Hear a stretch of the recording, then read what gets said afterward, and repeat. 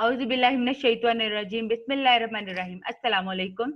हमारा आज का मौजू है तफ़हीम। तफ़हीम किसे कहते हैं? तफ़हीम से मुराद किसी भी चीज का मफ़हूम या मतलब को समझना है। वो चीज कोई कहानी भी हो सकती है, कोई मजमून भी और कोई पैराग्राफ भी। आपकी सतह पर आपको एक कहानी दी जाती है। आपको कहा जाता है कि इस कहानी को गौर से पढ़ें।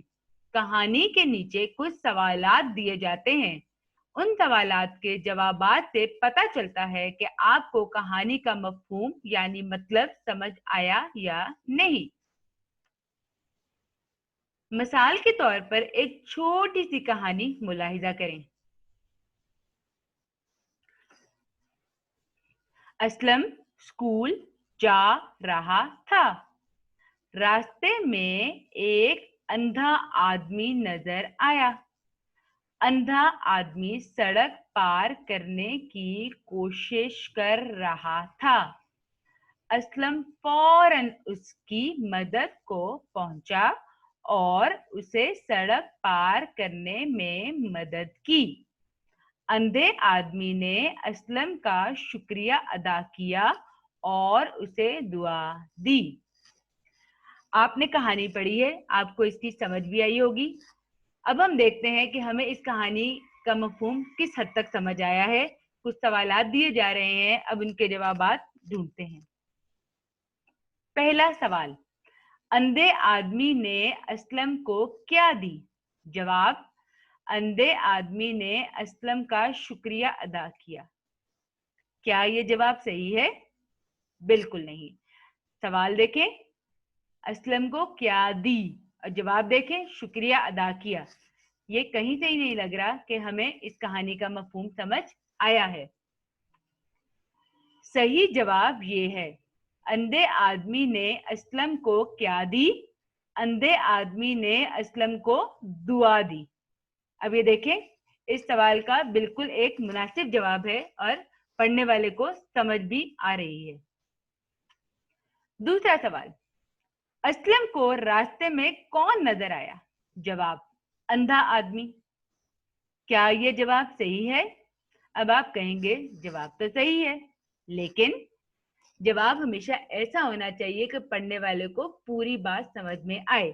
जवाब हमेशा पूरे जुमले में देना चाहिए। सही जवाब ये है, असलम को रास्ते में कौन नजर आया? असलम को रास्ते में एक अंधा आदमी नजर आया। इस तरह एक ये मुकम्मल जवाब है। तीसरा सवाल, क्या असलम घर जा रहा था? जवाब, नहीं। क्या ये जवाब सही है? बिल्कुल भी नहीं। इधर भी हमने मुकम्मल जुमले में जवाब नहीं दिया। सही जवाब ये है, क्या असलम घर जा रहा था? नहीं, असलम स्कूल जा रहा था। यहाँ हमने एक मुकम्मल बात की है और उनको बताया है कि असलम घर नहीं जा रहा था, स्कूल जा रहा था। तो जुमला हमेशा मुकम्मल होना चाहिए। तफहीम में मुस्तकबिल के बारे में क्या सराई भी हो सकती है। क्या सराई का मतलब है कि हम पेशन गोई कर सकते हैं कहानी समझकर कि इस कहानी में आगे क्या हो सकता है। मसलन अगर सवाल किया जाए कि असलम अंधे आदमी की मदद करने के बाद कहाँ गया होगा, तो हमें कहानी को अच्छी तरह समझकर ये पता है कि असलम शुरू में कहाँ जा रहा था? स्कूल जा रहा था।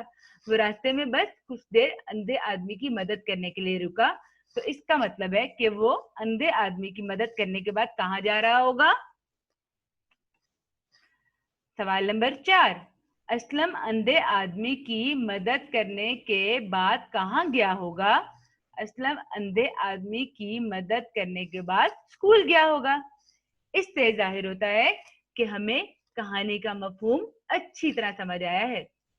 अपना ख्याल रखिएगा। अल्लाह हाफिज।